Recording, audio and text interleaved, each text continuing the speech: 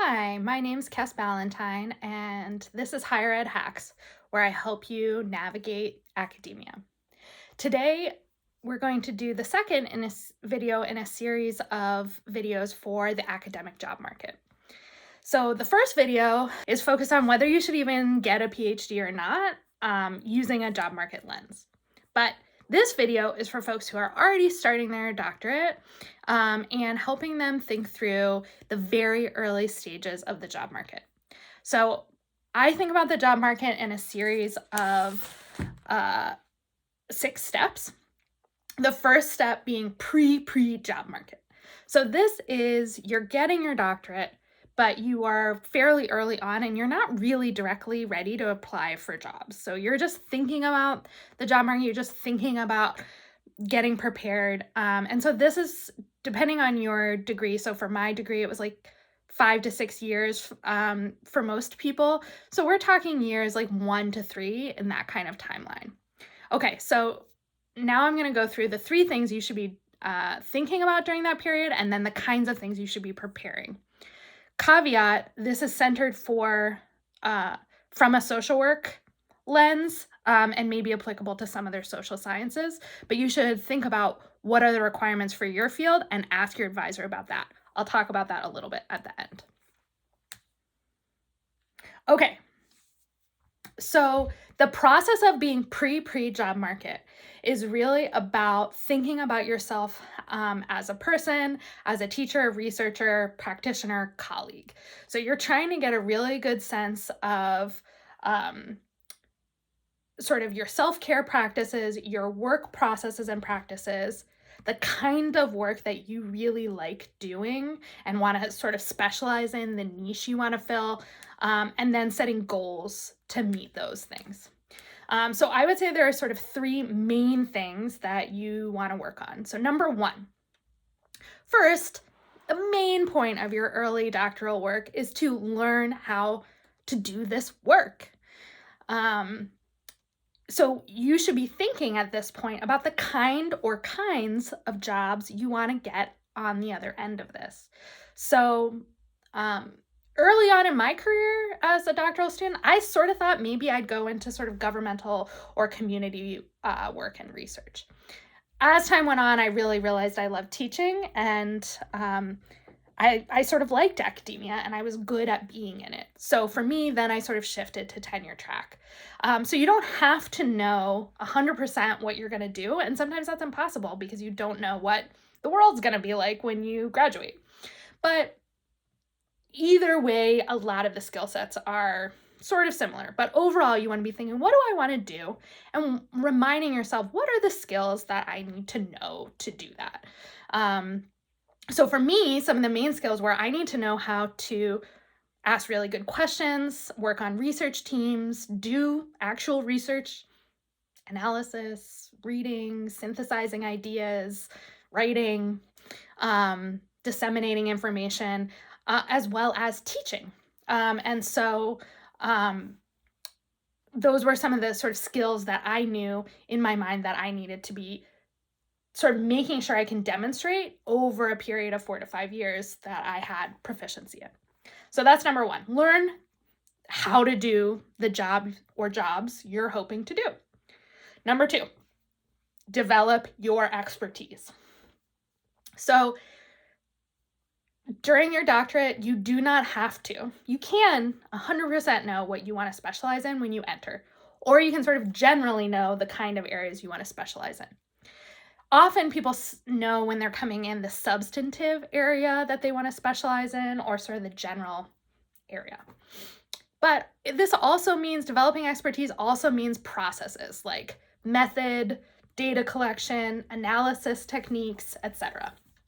So during this pre-market stage, you want to be doing whatever you can to build your own expertise. So you want to be reading and using the opportunities in your classes to motivate yourself to read the things in your substantive area, use your qualifying exams or any other comprehensive exams, overviews to be reading and synthesizing the literature in your area.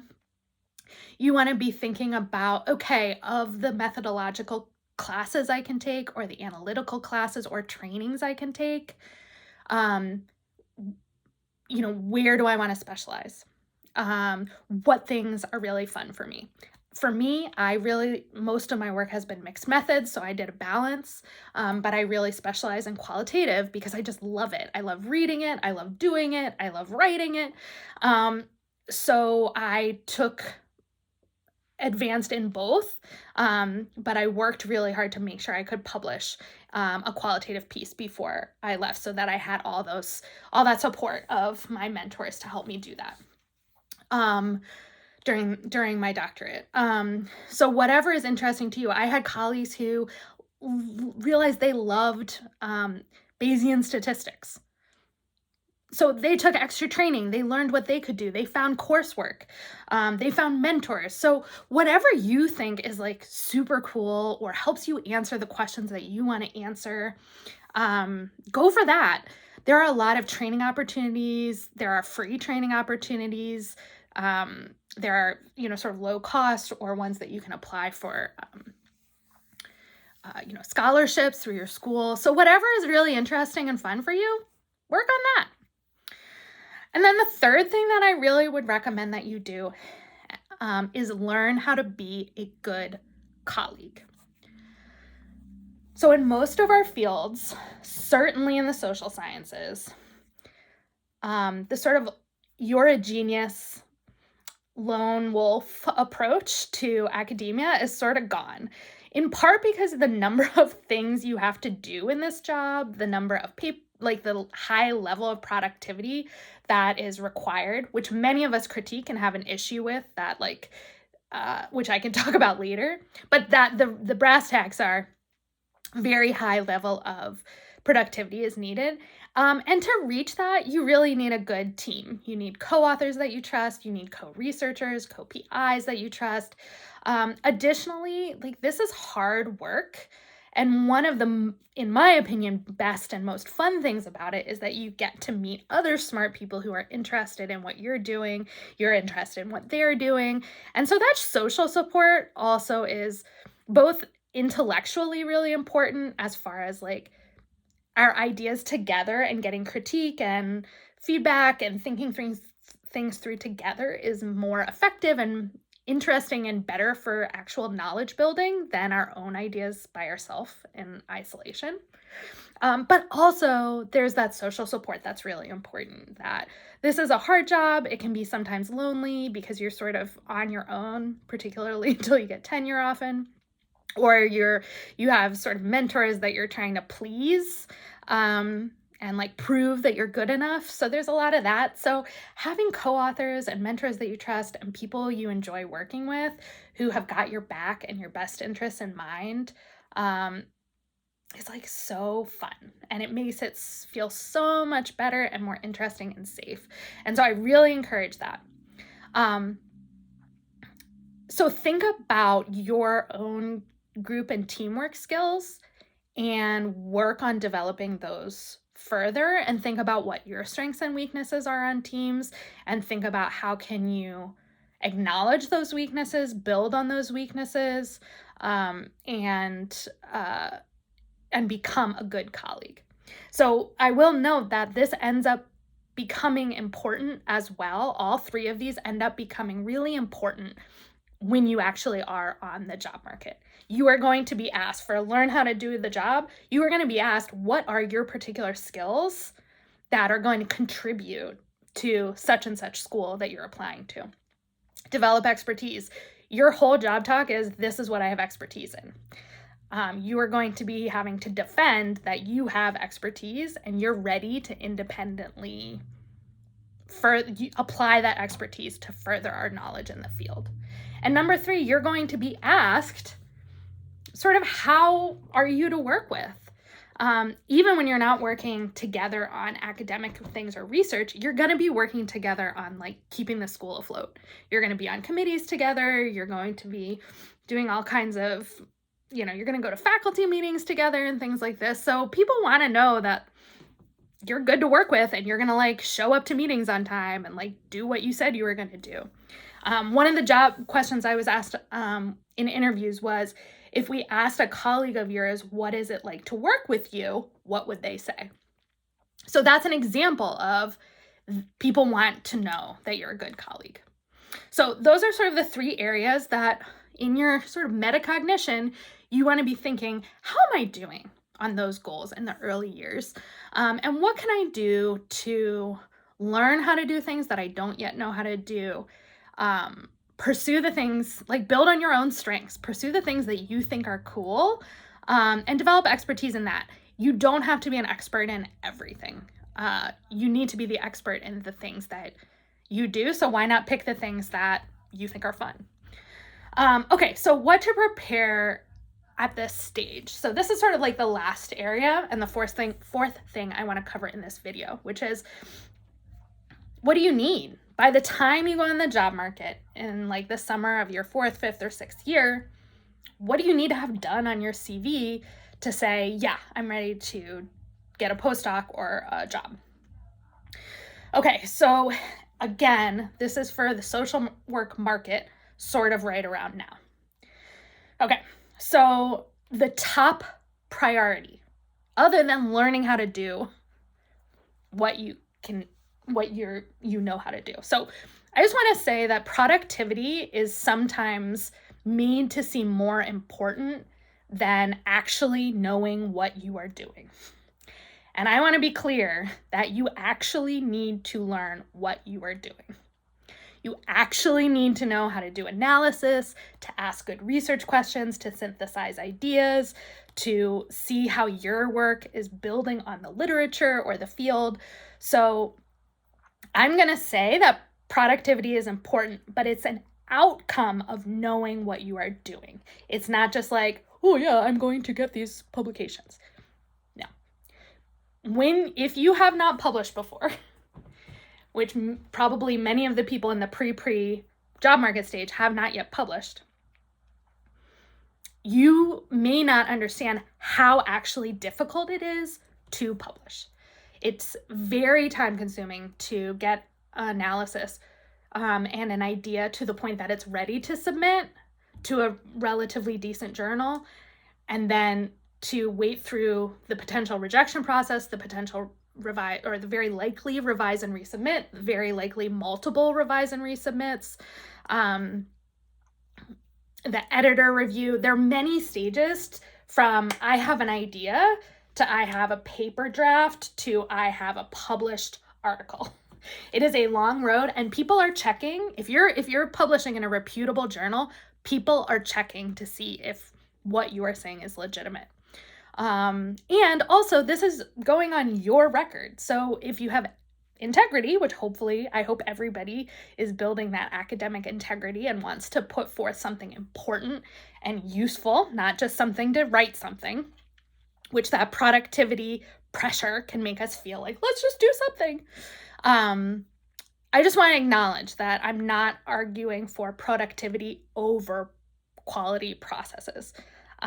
Actually, I think, unfortunately, during this time, or fortunately, you need to be doing both. Some people get by just pumping out a bunch of papers that are somewhat similar, but I think there are questions about how useful that is to the field. So for me, I like to write things that I like to write, that I think are important, and that are interesting and valuable to my colleagues who are working on addressing the same social problems that I'm addressing or trying to address. So with that all in mind, your goal should be to have 3 to 7 publications on your CV, with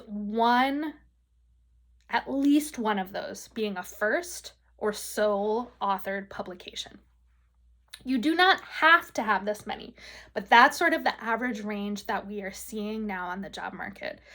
And you have to remember, if you are going to be on the job market at this, as a new grad or an almost graduate with your PhD, you're also going to be applying against people with postdocs and assistant professors who want to move.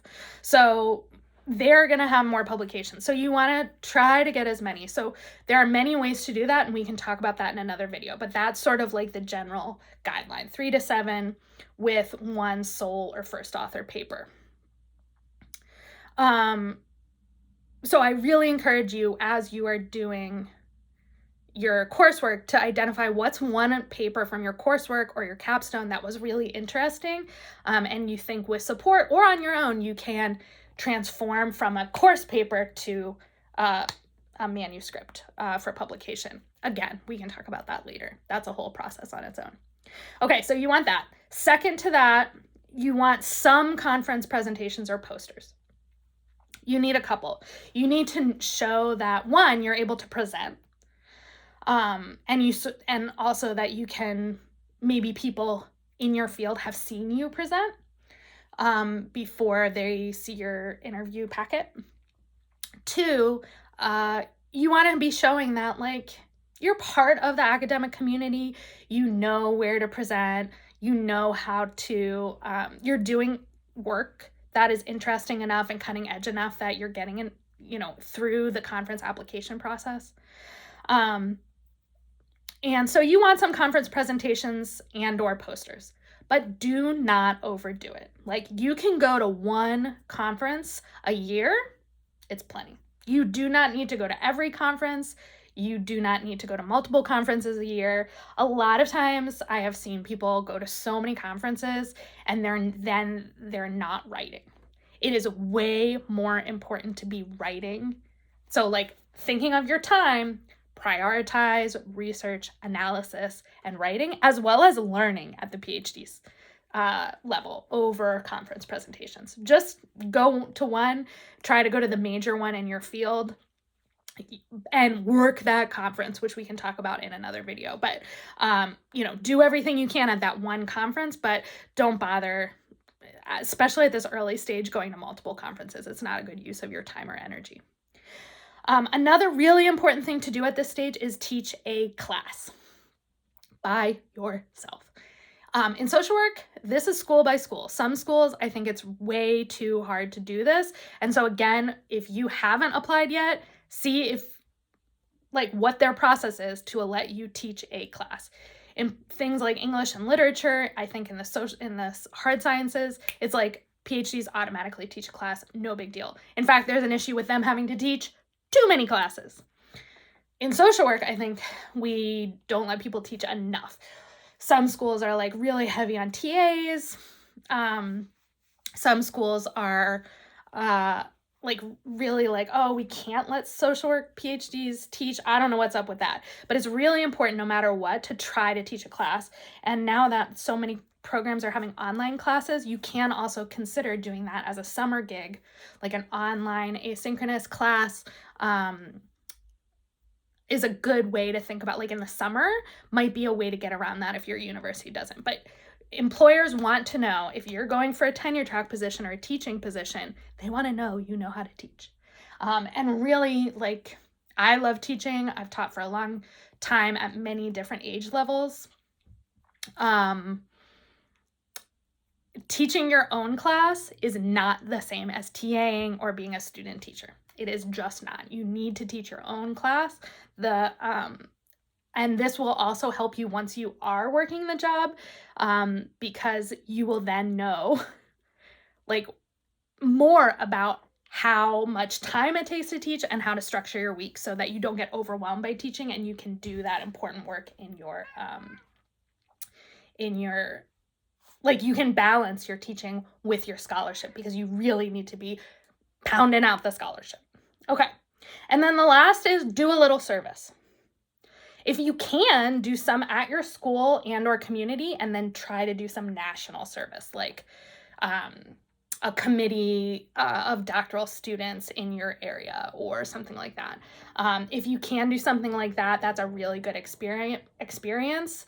That shows that you are sort of on the edge of your field. But do not overdo service. Like, you need to just show that you've done a little bit, but really, like, not a lot. If you can get into a leadership position at some point, president, vice president of something, student at large of something, those are good opportunities. If you can get one of those, that's great. But really, service is like low on the list. So again, to reiterate, number 1, publish something by yourself. Number 2, teach something by yourself. 3, publish some other things do a conference presentation, do a little bit of service. But those are sort of the overarching goals that you need. All of this needs to try to be done before the summer of being on the market. Okay, so that's your goal. And then our next video will be really about that summer before the job market. So stay tuned.